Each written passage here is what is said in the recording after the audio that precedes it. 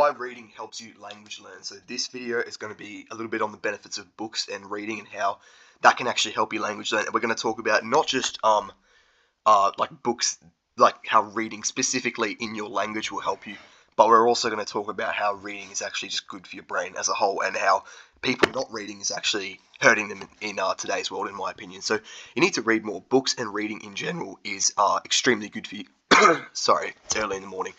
Is extremely good for you, and I think a large amount of people there's a lot of people you've probably noticed who have very poor attention spans, particularly young people. I watch people just flick through TikTok like one video to like 5 videos a second, and they'll just flick through, not even look at them, and then they try and read, and it's almost without trying to. I'm not trying to sound rude or anything, but it's almost like they have like a disability, like they're not able to read like novels properly. They have to put it down because they're thinking about other things, and hearing them read out loud, they struggle to read. And that's not to be rude, but a lot of these people who struggle with reading like this, it's not genetic, it's self-induced, in that using that constant social media and other kinds of things as well induces they no longer have the ability to focus on things like reading before.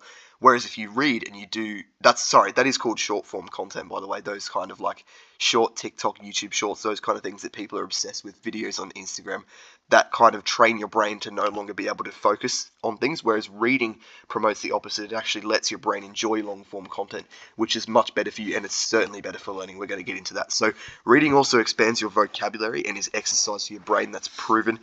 People who know more words are generally smarter as well. I don't have a statistic on that, but I'm pretty sure that's just common sense. And the smartest people read a lot. I've just noticed that the people who know the most read a lot. The people who make the biggest comeback in school from like younger years to older years, when they get smarter, they just tend to read a lot. That makes people more intelligent. Reading's also good to distress, and it's positive for your mental health. So why wouldn't you want those things? But let's actually get into it. Reading to language learn. So how can reading actually help you language learn? Because this is a language learning channel. We do try and talk about like intelligence and ways to boost your learning, but we're doing this through language learning. So first, reading overall just makes you a more intelligent person, and so you will learn and retain anything better simply because you are a reader. We've already talked about that. Reading is good for brain health. I can't be bothered linking. I mean, maybe I will if I can remember. I will link studies and stuff below. But everyone knows reading is good. Don't try and argue with me and go, "Oh, reading's actually bad for you." It's not. Shut up. Second, consuming content in your language. So actually reading in the language you're learning is one of the best ways to learn it. And by reading books that interest you, even if they're simple ones, like you're probably not that interested in like the Three Little Pigs anymore, but if you could read that in your language you're learning, it might be more interesting just because it's a bit of a struggle. And yeah, you learn new vocab through reading. So there are plenty of free ebooks online in foreign languages. If you want them, comment below. I can't, again, same thing with the textbook thing that I talked about before in another video. I can't link 52 different things, one for each language. So if you want one, just comment below and I will find one for you in your language, like a website that has good ebooks, or like a specific book. I'll send it to you that way. It's just easier that way. Parallel texts will work with some. If you don't know, parallel texts are where one side of the page or one side of the screen or whatever is the book in the language you're reading, and the other side is English, so you can like flick over and read. What is good as well, that's kind of similar to parallel texts, is reading books in like another language that you've already read in English. So when I learned Italian, for example, I read Harry Potter, and a lot of the time when I didn't know what a word in Italian meant, I didn't even need to look it up because I could just remember, because I've read the Harry Potter series many times in English. That might not be the case with everyone. You might not have read enough books, but I've read it many times in English, and so I could actually, okay, like that's the first word of this chapter. I just kind of remember what that word is supposed to be.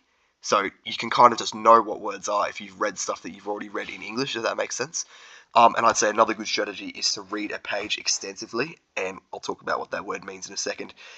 Then come back and make a list of unknown words. And then what you want to do after that is read through it intensively. So reading extensively is where you are reading you're just reading the whole thing, like not particularly, if you don't know words, you kind of just skip over them. So how you would read in English generally, you don't go through and you look at the spelling of words and how, oh, this ending letter means this thing on the word, this means, oh, look, it's S, it means it's a plural. You don't really do that. You just kind of read the thing, and then occasionally in English, obviously, you won't know what like some words mean, so you just skip over them.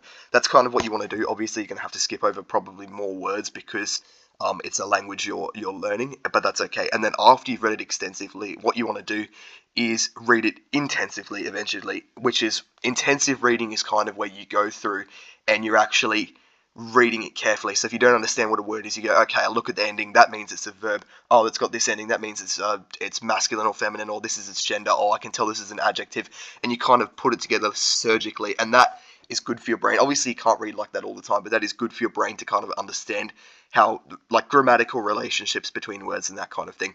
And yeah, sorry, also you want to make that list of unknown words, and then you can go through, look up all the definitions, and then read through, and then when you get to those words you don't know, sub them in with the words that you've just learned. And then ideally you read it again and try and do it without the word thing, so now you know all these new words to get into your head. Obviously, it's going to take like multiple attempts and stuff to be able to learn all the new words, but yeah, that's a good way to read. And you can do that, you can combine that, you can switch the order up, you can combine it into a few different ways. But yeah, those are just the different ways you can read and how you learn words from reading content in your language. So yeah, this is just a few pictures. So if you look at this top picture on the left, this blue book here is, I believe, the first book I owned in a different language. Yeah, in a different language. Short Stories in Italian Intermediate by Ollie Richards are definitely really good. I recommend you check out those books. They are quite useful. And then that wasn't too difficult. I can like pick it up now and it's just easy.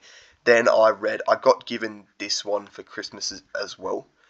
That was for a birthday. That was for Christmas. And then that is quite difficult. I still struggle with parts of that because it is a bit older. So some of the ways things are written is a little bit, in that translation, sorry, not the translation, in that edition at least, are a bit different to how they would be written nowadays in Italian. So I can read it, but that is quite difficult. I have to pay attention.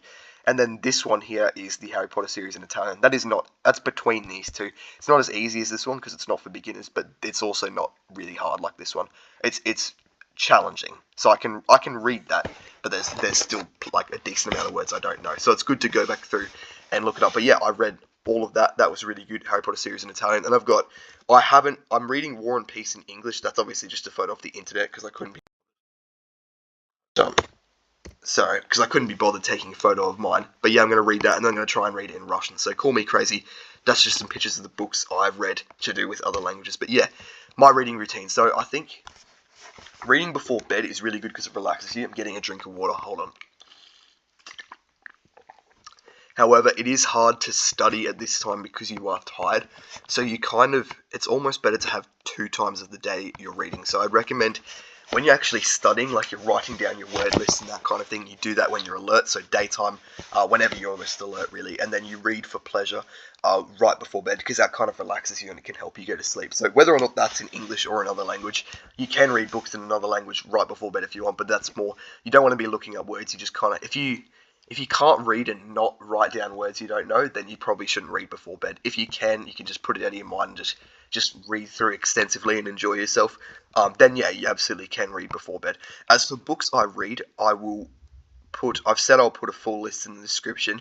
I'm not going to do that because I've just realised how much work that's going to be. So if anyone has any questions about books I've read, comment down below and I will answer them specifically. I do read a lot of non-fiction at the moment, but I used to read only fiction, and I still do read fiction. I'm just trying to introduce more non-fiction. Non-fiction, in my opinion, is one of the quickest ways to get smarter, just to read non-fiction books on topics that interest you, because you'll just find yourself, like I was reading Robert Greene, and then inadvertently I just know more about history now because there's a lot of history in those books. So yeah, shout out to Robert Greene. What you read isn't as important as how much you are reading though, so obviously, if you're reading, what's that book called? Grug. You know those, you probably don't know what that is, but shut up, Ethan.